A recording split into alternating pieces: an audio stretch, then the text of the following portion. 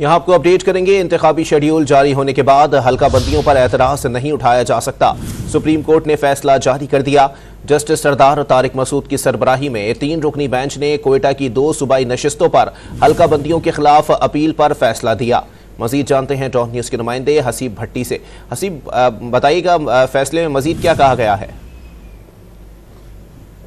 हाँ, देखिए, supreme court ने बलूचिस्तान हाई कोर्ट की जानिब से हल्का बंदियों से मुताल्लिक अदालती फैसला कलअदम करार देते हुए इलेक्शन कमीशन की अपील मंजूर कर ली है और सुप्रीम कोर्ट ने आम इंतखाबात में ताखीर करने के तमाम दरवाजे भी बंद कर दिए। आम फैसला सुना दिया है।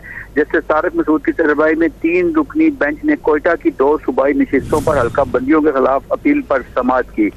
कायम मकाम चीफ जस्टिस सरदार तारिक मसूद ने कहा कि मुझे समझ नहीं आती कि सारे क्यों चाहते हैं कि इलेक्शन लंबा हो, इलेक्शन की तारीख में ताखीर हो। जस्टिस असर मिनल्लाह ने कहा कि अगर इस दरख्वास्त पर फैसला दिया तो सुप्रीम कोर्ट में दरख्वास्तों का सैलाब उमड़ आएगा।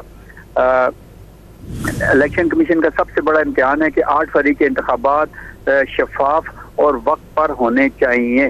जी, बहुत शुक्रिया हसीब भट्टी अपडेट करने के लिए।